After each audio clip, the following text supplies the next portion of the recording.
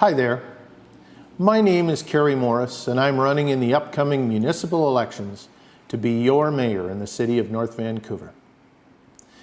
You've probably heard many of our local politicians discuss their opinions about how we can create a more affordable housing environment in North Van.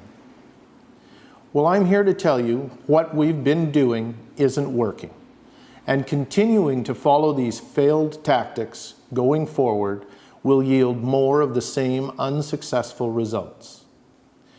We've been pursuing a strategy of density bonusing in order to acquire amenity contributions for the benefit of the city.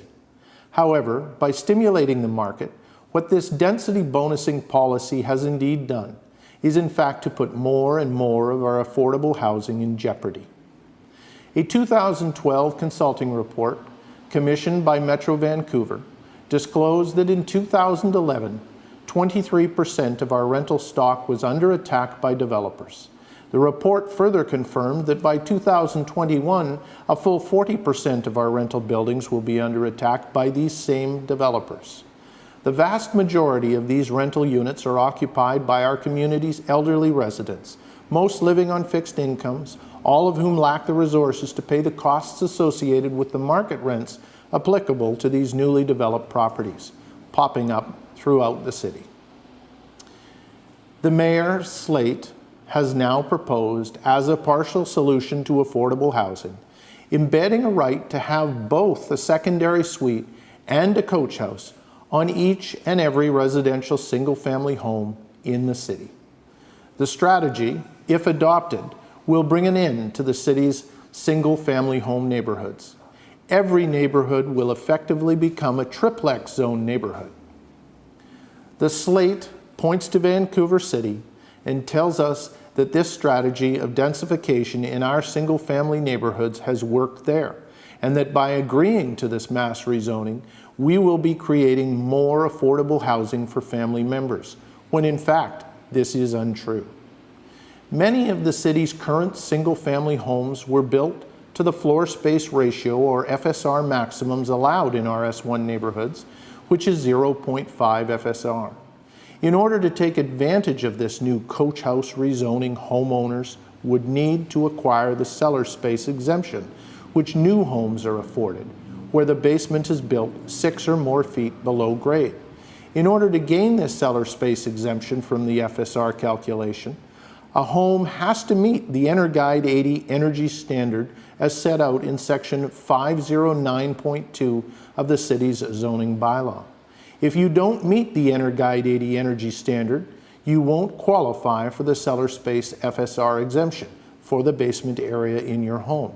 Thus, you won't likely have sufficient FSR capacity remaining on the property to build either a Class A or Class B coach house. What would you have to do to qualify for the cellar space exemption so you could in fact build a coach house? Well, the answer in most cases is destroy your home and build all new. That is effectively the cost of achieving the standard on a home built in 2009 or earlier.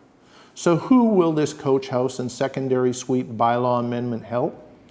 That answer is far easier to determine. It will help developers. How? Well, it will mean that if a developer buys a home effectively at lot value, flattens the existing home, then builds all new on, let's say, a 50-foot by 150-foot lot, the developer will be able to build a primary home having 2,550 square feet above grade, 1,600 square feet of exempt cellar space below grade, plus a Class B coach house equaling 1,200 square feet. That is a total of 5,350 square feet of home on a single residential lot. That is a lot of building. The square footage numbers for each different lot size will vary, but you get the point. And in each case, only one parking stall will be required for each of the 3 residential units. That means in a typical family, at least one car will be on the street from each unit.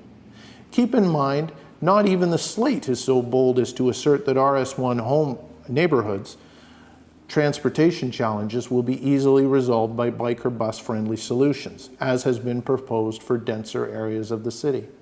This means that a perfectly livable home available today at a value range of $750,000 to $900,000 will experience a market bump driven by developer interest in those properties of between $150,000 and $250,000.